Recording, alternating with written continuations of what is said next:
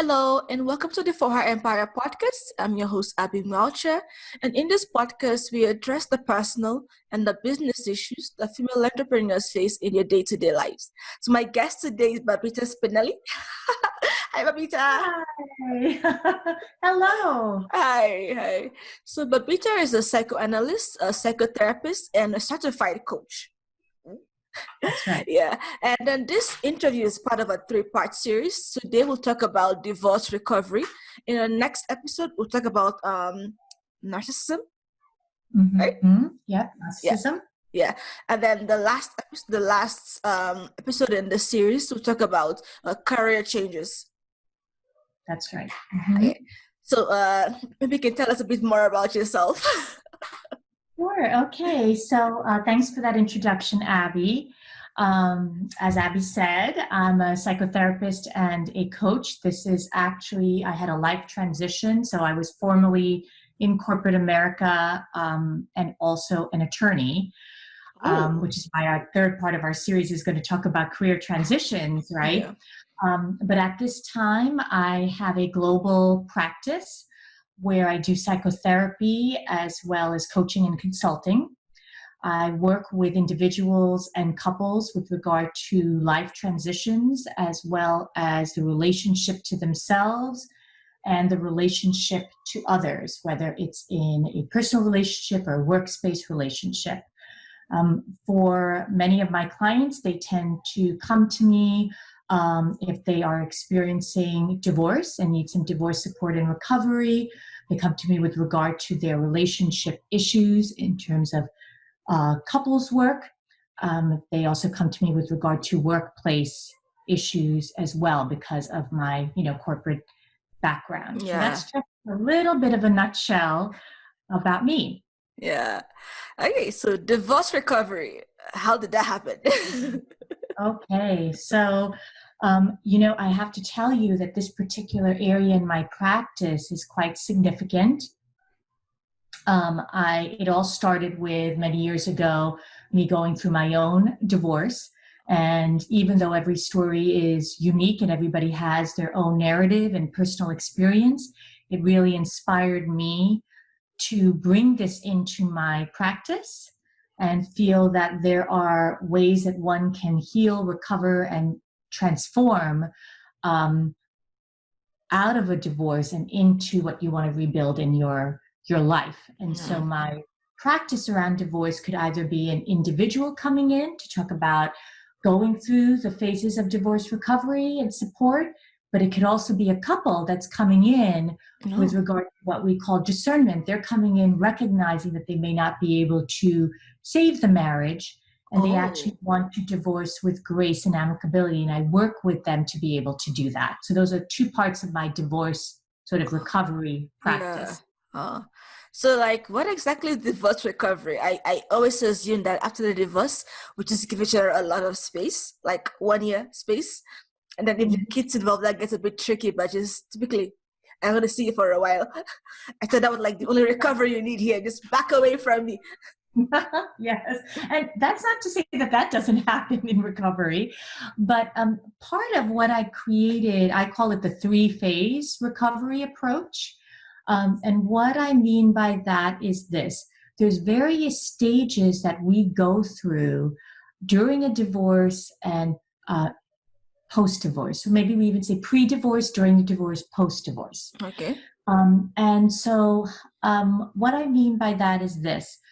We come in usually thinking, should I get a divorce? That's what happens. Someone comes in to either say, should I be getting divorced? Yeah. Or they come in saying, I'm getting a divorce. Okay. And what they're really looking for is the kind of support with regard to feeling like they can heal through the loss of the divorce, because it is very similar in a lot of ways to grieving. Even if you initiated it, you're still saying goodbye to a particular chapter in your life. So recovery basically is getting yourself from that space of recognizing that loss and getting the support for that, all the way through setting boundaries and space, healthy communication, then down to the last phase, which ends up being about developing and building this new chapter in your life, or this new version of yourself. Because for many people, they feel like they've lost some part of their identity, etc. And we can dive into more of the details of the phases, Yeah. but that's sort of like what recovery means. Yeah. Ignorant question coming up right now. I've never been divorced, so my questions are just based on like movies and series and books and all of that. And you probably I've gotten this question, or at least a different version of it at some point. But is there a point in a relationship in which you want to get a divorce, but I guess you can still salvage that marriage? You just need to like give each other a space. Is there like a point in which you're like on this tiny line that you could save it, a lot of work, or you could just like divorce? Is there something of that sort?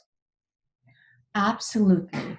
So I see many relationships come in that way, where we actually can, work on saving the marriage. And oftentimes it may be, what does each person need from each other? Does that maybe mean needing some space and some breathing room, and then maybe doing some individual work around what's going to make them happy, what's sort of been missing? It could also mean, let's do a temporary separation, and then every couple of weeks they may come in to kind of connect with each other to see where they are. Or sometimes it is not even about the breathing room. They're sort of walking the line, right? It could actually go in either direction, but there's something that they want to, that's keeping them together. And so we figure out, like, how do we go back to what had been lost between this couple and figure out how we can make this work. But it does take work, and they have to be willing to invest the time. But I can tell you, Abby, that it does happen. That there have been relationships that have walked out my door, and then I receive like a postcard or a letter or a picture that they are now thriving, but that they were at that turning point in their marriage that could go either way. Yeah. And is this divorce recovery like divorce therapy or divorce counseling? Is it something like that sort? Where you sort of like, okay, let's say you've already gotten served the papers, and then you're like talking about what led to this point and how you feel. Is that kind of like what divorce recovery is like? Yeah, so the first part I would say is we're really looking at processing what happened. And that really means not just looking at, whether you're the person that's left or someone has made that other choice. It's looking at it holistically, and maybe even owning some of your own space in it. So you're really processing what happened, talking about it, looking at what got you there. And there's also a lot of anxiety around it as well. There could be some depression around it as well, right? So first part of the recovery is, yes, looking at what got you there. It also is, for some individuals, for many, I would say, going all the way back in time. Did they have a repetition of particular relationships that may not have actually been good for them? Oh, okay. And so really taking that step back, because for a lot of individuals, the recovery part is, I don't want to Band-Aid what happened. I want to make sure that I don't repeat patterns. Oh, okay. So there is that part in the recovery, that part of the healing that then transitions into that. There's also the part where there may be some part around forgiveness. And I'm not saying it's accepting, maybe. Sometimes it is what happened. Sometimes it's forgiving themselves, and sometimes it's forgiving the other partner. Okay.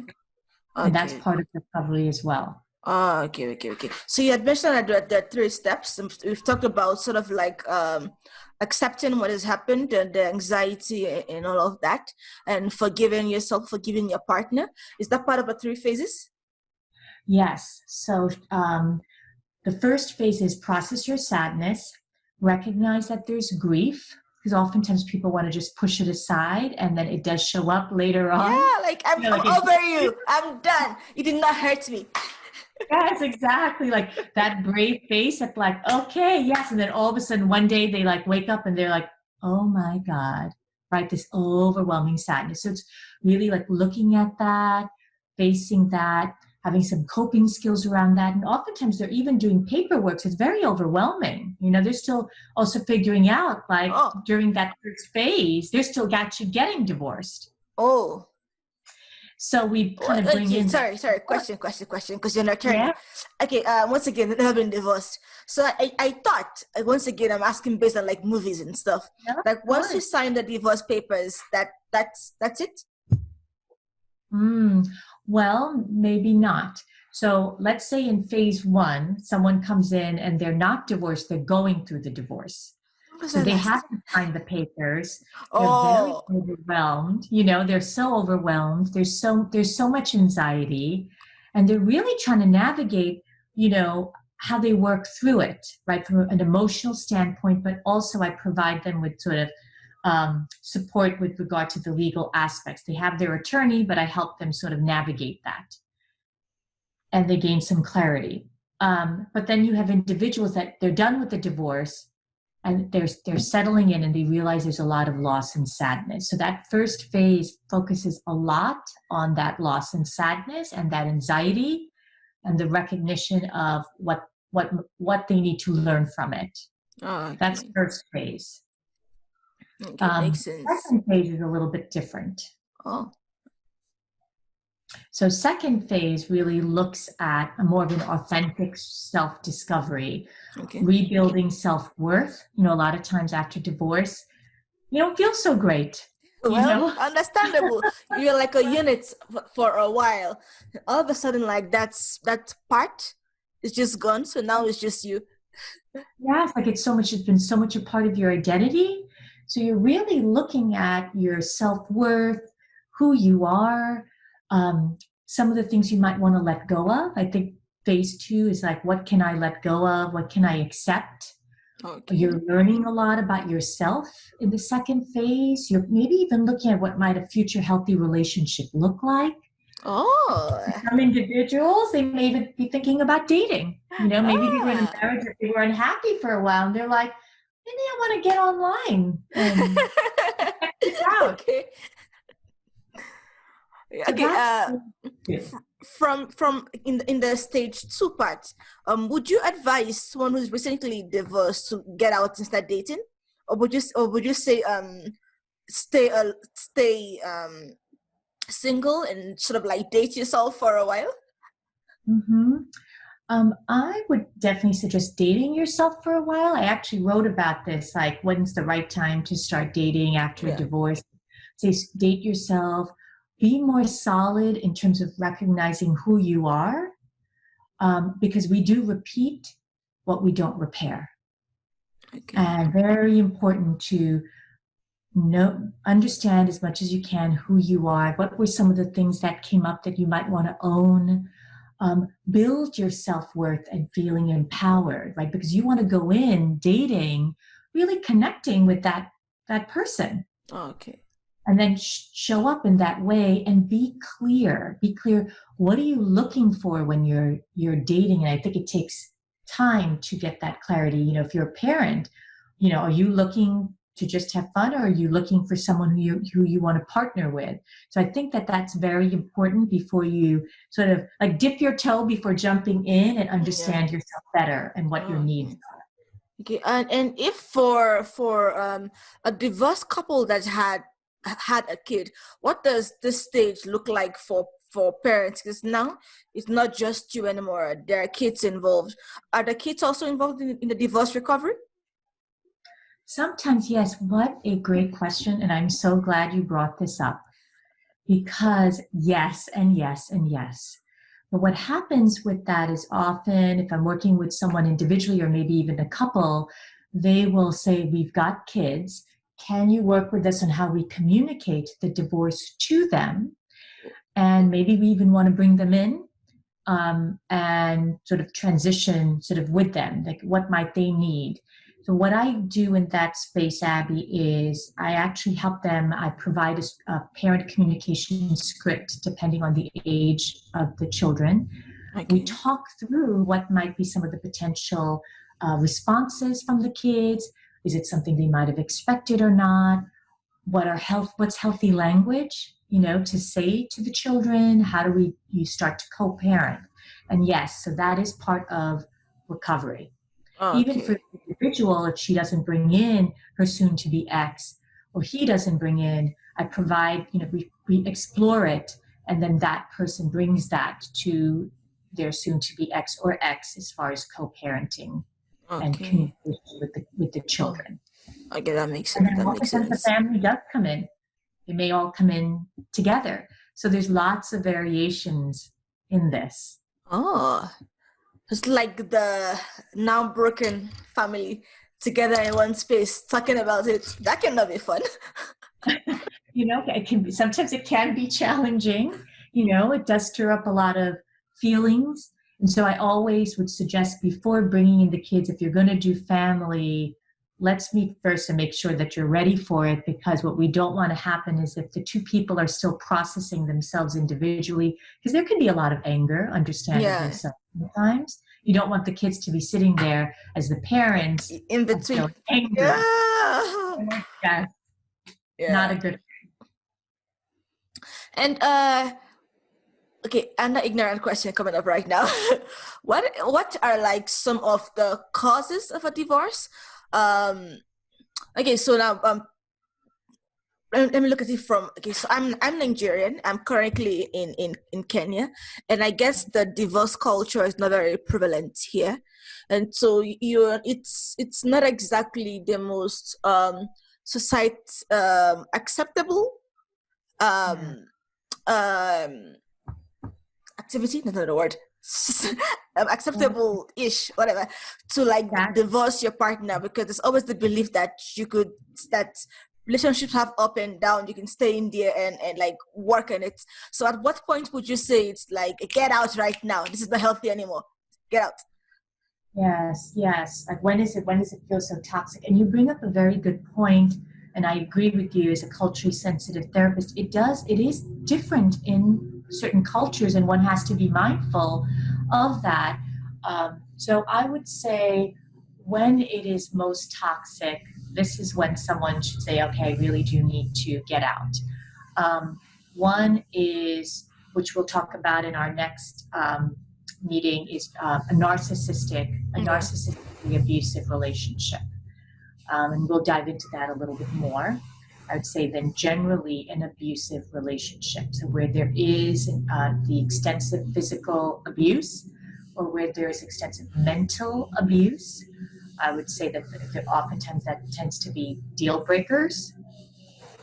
Um, Now, some people, for some individuals, they would say infidelity. I land and not necessarily so. That does not Okay. have to be a deal breaker. You Okay. can survive an affair, but this has to be two people that are willing to work on it and rebuild trust. Yeah, yeah, Um, that trust is but broken. Yeah. for some individuals, if they feel that there's been continuous lies or betrayal or infidelity, etc., that they would not go in that direction. So that's also respected, right? So you have to choose what that means to you. Okay. Um, I would also say if there's been maybe continuous abandonment, so if How? there's been a situation, yes, where a partner feels abandoned, where that person Oh. has left the relationship, maybe even they formed another relationship and they're actually living with someone, or they just emotionally have abandoned, become Oh, they're emotionally not there unavailable anymore. for a long time. That is understandable, where someone might say, I haven't had a partner. Okay, okay. So those are But some. legally, getting a divorce is like such. As you mean, it's not exactly a simple legal process. No, it isn't. And I think another piece that does make this tricky, just also that I didn't bring up, is for some individuals, they might seek divorce because they have a partner that's an alcoholic or has an addiction issue.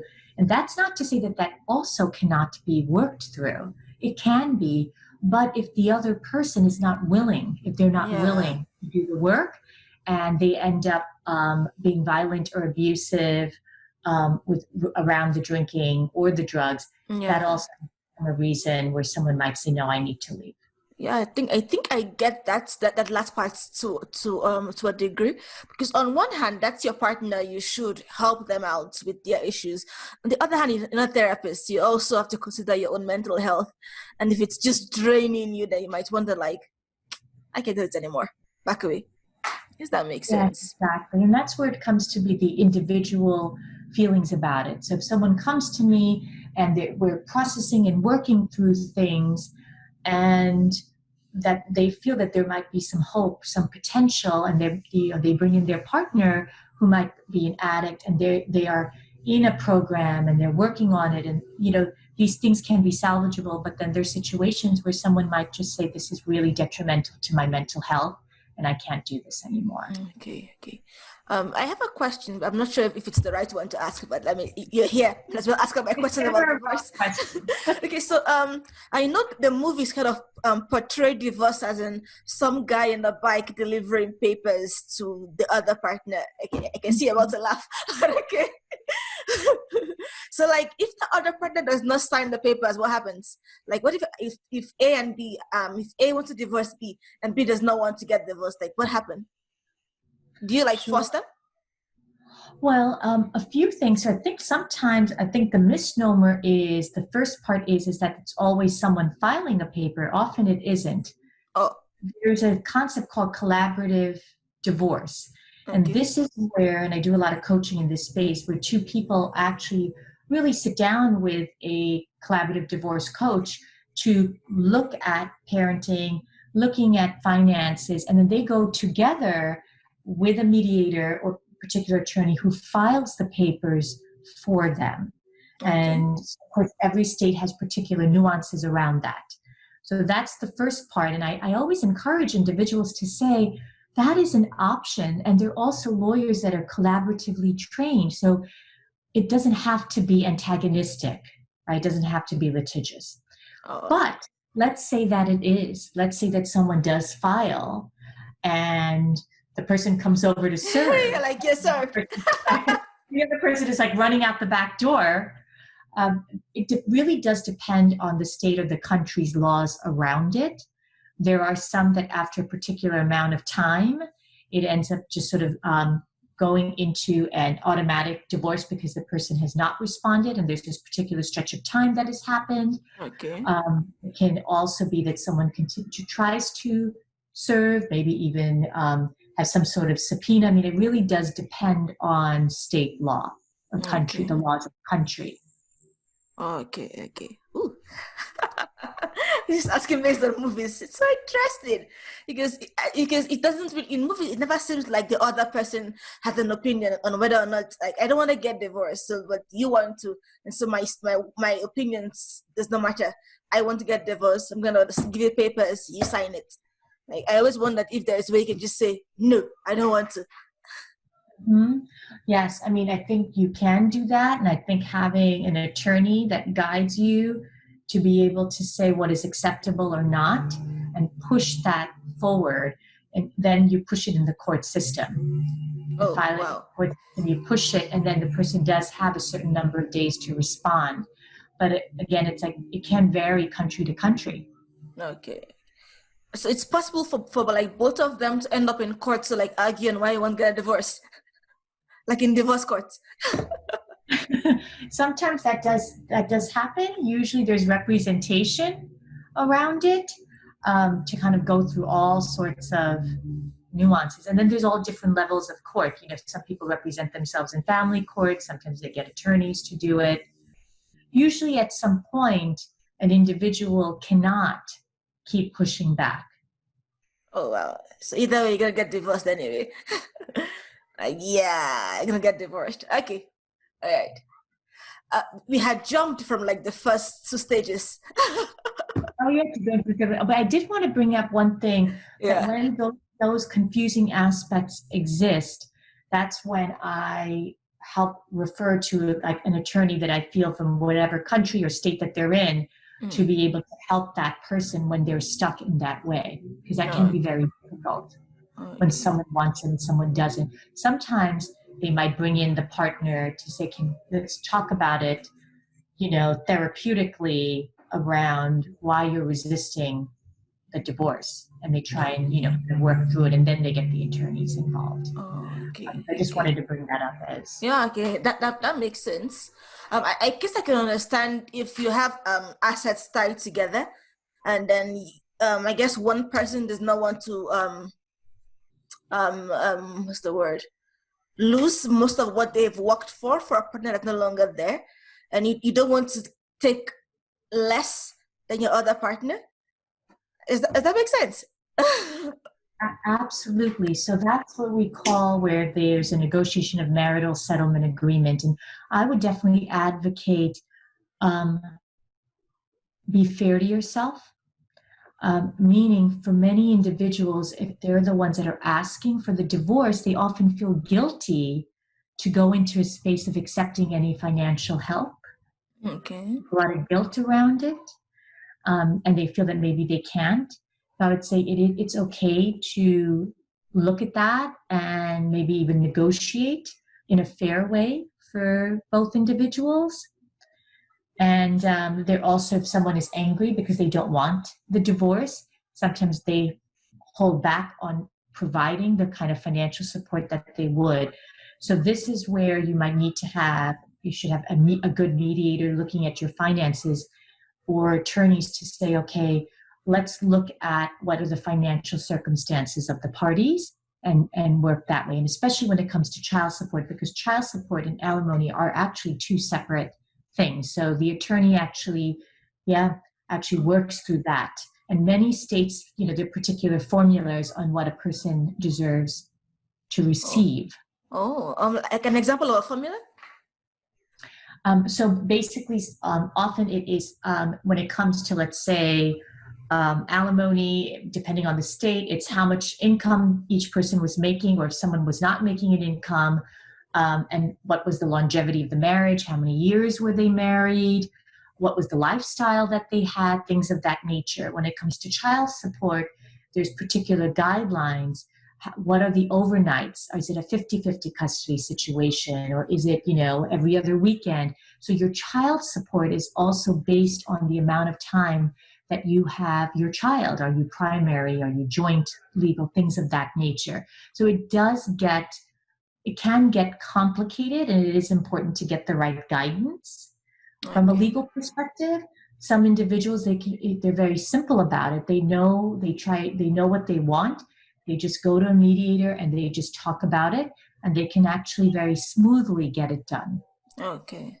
Wow. I've learned a lot about divorce right now. A lot there. Wow. And how long does child support last? So like kid is 18 years or forever? It really does depend on what's negotiated and what comes up in each state or country. So I always defer to the attorneys on this, but I can tell you that sometimes for some the emancipation is 18, for some the emancipation is 21, for some they just continue on and decide for how long. So I kind of leave that piece to the attorneys and for the two people to work out. Okay. And alimony lasts how long? The same way? Similarly, it can be negotiated. Sometimes it depends on if it's a long-term marriage. So if someone has been married for 15, 20 years, the alimony either is longer, could be unlimited. So each state might have a different law about it. But again, I also always say, I will refer to a great attorney who can work with the person to understand that better. Okay. It would suck to have to pay forever, though. That would suck. Like, as you doing your monthly budget, you're like expense, alimony, rent. That would suck. It can be very emotional, right? Also, yes, because there's lots of feelings that come up around paying alimony and what that means to a person. So in the therapeutic space, I can tell you that whole experience, that relationship to money and its impact in a divorce is very powerful, especially when someone is like, okay, if they have to be the one to pay the alimony. For some, it's like, well, how do I rebuild my life? I have this expense. For others, they recognize that it's okay, this is what is deserved and I'm going to do that. It really is so complicated, but I can tell you powerful feelings around it. Okay. Wow. Okay. We jumped from acceptance in the first stage to the part of working on yourself, dating yourself before you put yourself out there. So what's the third step of the divorce recovery? Yes. So let's say someone is not in phase 2, that they're not into the future relationship. That could also come into phase 3 when they feel ready for that. Or also it could be, look, someone is like, I don't need to be in a relationship. My relationship is with me. I'm enjoying that. And this feels good to me, right? So there's that. Phase 3 is really starting to create your new, really building and solidifying your new chapter.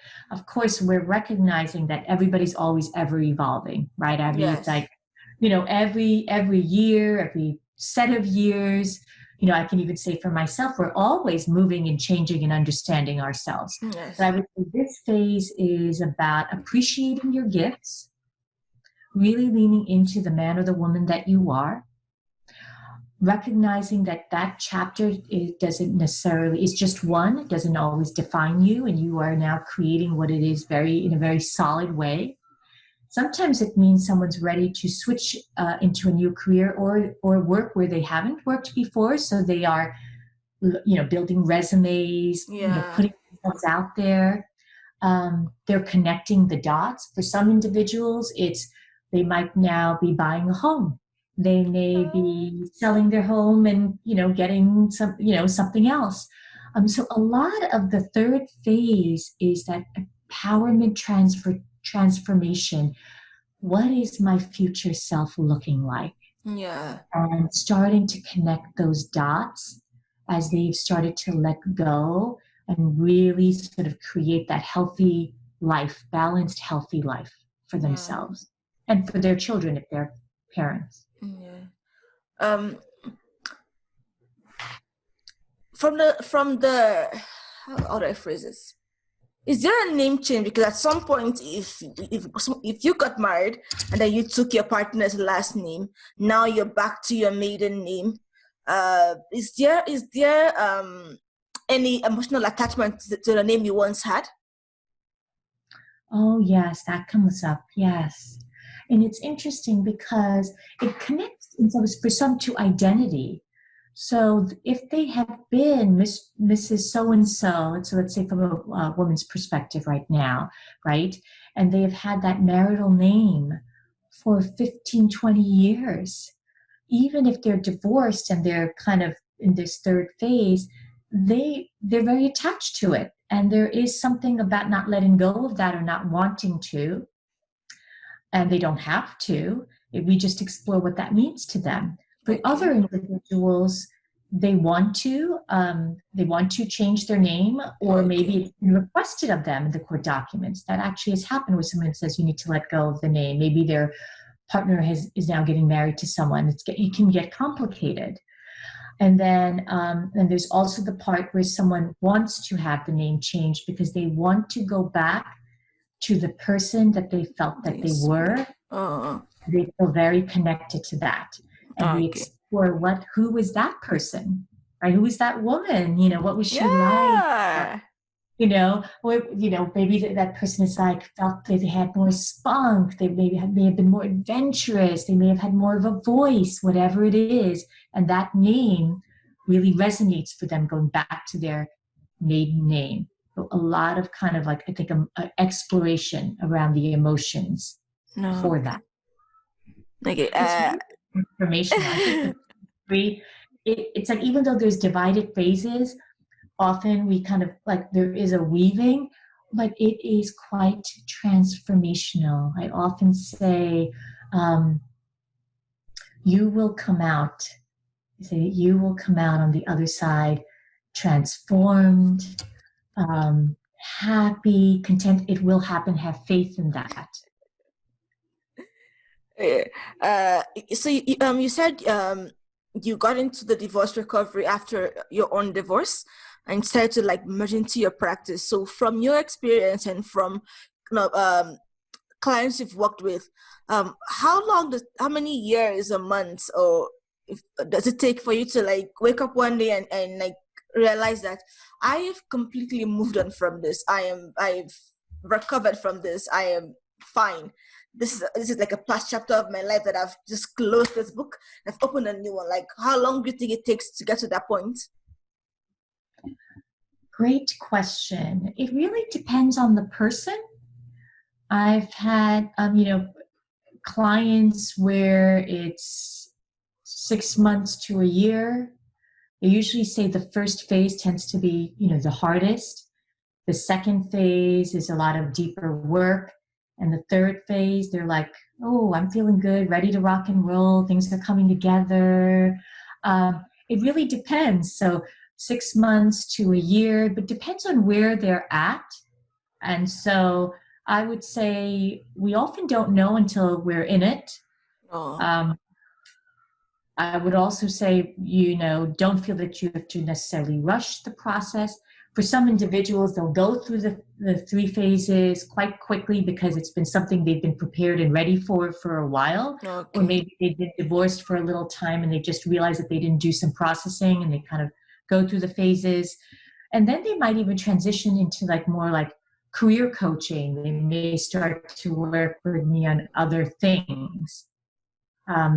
They may be in a new relationship and they might say, okay, we want to do some blended family, or now I'm with, this great Oh, person and we're going to bring our kids together. So they might do some more of that kind of aspect of work. okay. So timing is hard to say. Oh, okay. I guess I understand. I guess Yeah. everyone moves on a different timeline. First, especially if you're the partner that did not see the divorce coming and it just like hit you from nowhere, and you're still like at the point in which you've not quite accepted that I am now divorced, that there's no coming back from this. That might probably take a longer time. But is it possible for a couple that has been divorced to take that time apart, go through the 3 stages? I mean, you got into the third stage in which you're now a new person, you were happy with who you are, and then you reconnect with your partner, and then that spark is still there, and you get together again. Is that possible? That has happened. Yeah, it absolutely is possible. And so I would say, never say never. You really don't, you may not know. It is possible that has happened. I think it really does, depend on the individuals. And actually, there is something in the recovery. For some individuals, they may kind of, I call it like the divorce program or package, where it's like 12 weeks. They come in, they have goals in mind. They kind of go through them, whether it's a couple or an individual in this space, and then they achieve what they want. They achieve the recovery or the building, and they're done. And then for a couple, they go through it. They go through their 12 weeks. They kind of separate. And then I might hear again and say, you know what? We Let's try again. actually took that time and we want to try again. Yeah, okay. It's possible to divorce twice, same person. Mm-hmm. But they both have to be on the same page, because what can be hard is if someone is still waiting and hoping for that and the other person's ship has sailed. Ouch. Yikes. Yeah, Okay. Wow. that's painful. And are there any misconceptions about divorce and divorce recovery that you've seen, both based on your experience and from your clients? Misconceptions. Yes, I would say there's some individuals that may be dissociated or in denial about what they might need to really process or look at. Okay.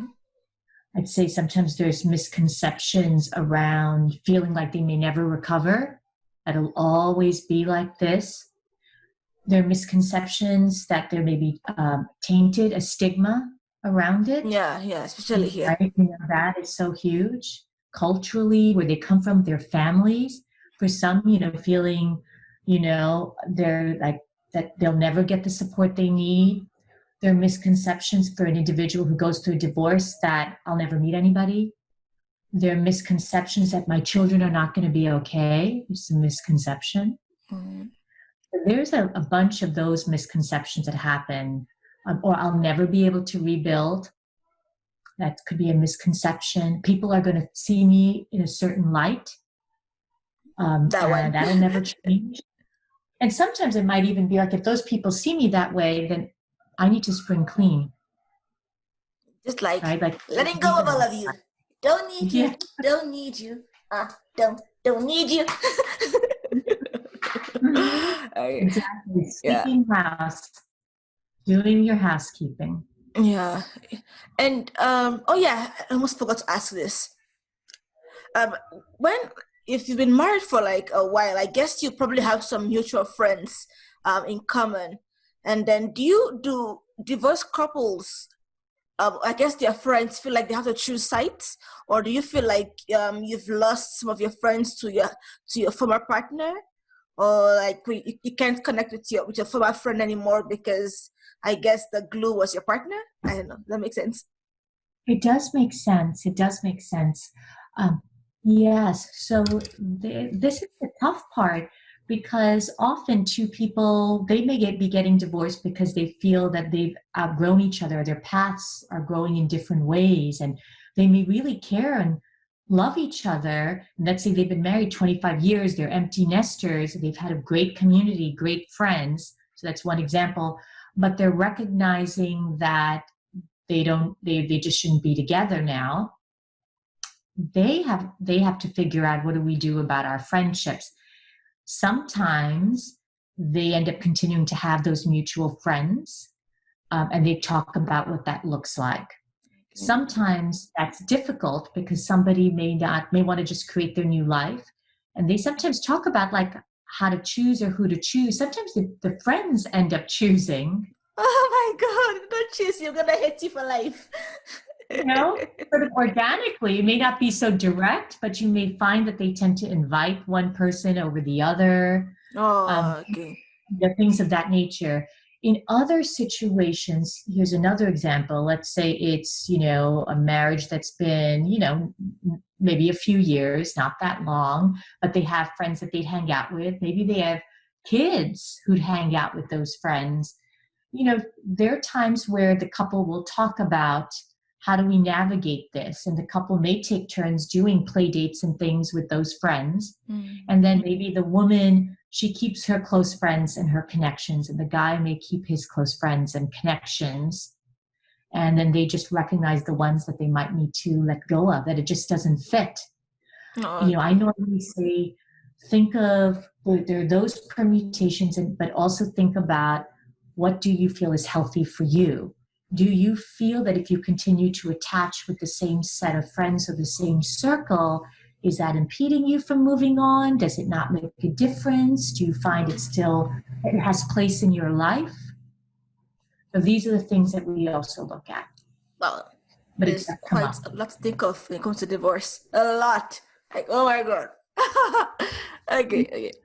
So before we sort of wrap up, we talk about how people going through a divorce can work with you. Is there any question I should have asked, or something you want to talk about before we wrap up? I feel that you asked a lot of great questions, Abby. It was very thorough. Uh, very thorough. You were really spot on. I would say that perhaps the piece around culture and the piece around biracial couples that are getting divorced is something that I want to hold space for, Okay. because it does matter where you come from, your race, and that can be a different kind of divorce for people, even if they come from the same culture. Let's say they're a biracial couple. I think that is important to look at and understand what that means for each person. And so I want to say it's important that when individuals are in that space, try and respect each other's space around it, or work with somebody who understands that. Okay. All right.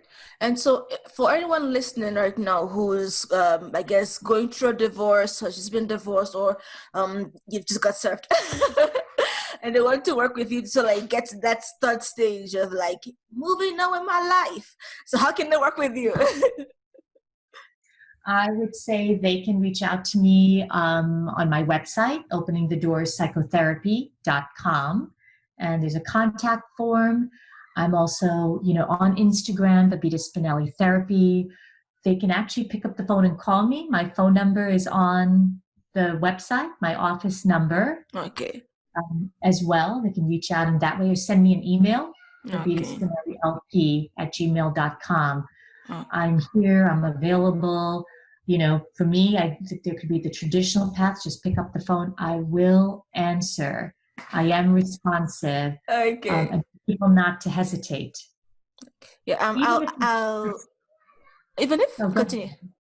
I was going to say, even if it's just a matter of, I want to have one session just to talk something through. Okay, okay. I'm going to add the website link both in the video and in the description. So if you said the website again, just in case. Sure, it is Opening the Doors Psychotherapy.com. Okay, Opening the Doors Psychotherapy.com. So that's in the description, and if you're watching this, then it's probably in the video already. Okay, it was nice having you. I've learned a lot about getting a divorce. Yeah. I feel like I could do an entire speech about divorce recovery right now. You were great to speak with about it. It's been such a pleasure with you. I know that there's so much here, and hopefully we've covered everything, but I look forward to us connecting again. Yes, in part 2, talk about narcissism. Woo! It's gonna be fun. Hot topic there, hot topic. I know, right? Yeah, it's interestingly one I've been accused of, so I'd like to know about that. There will be a lot uncovered. Yeah.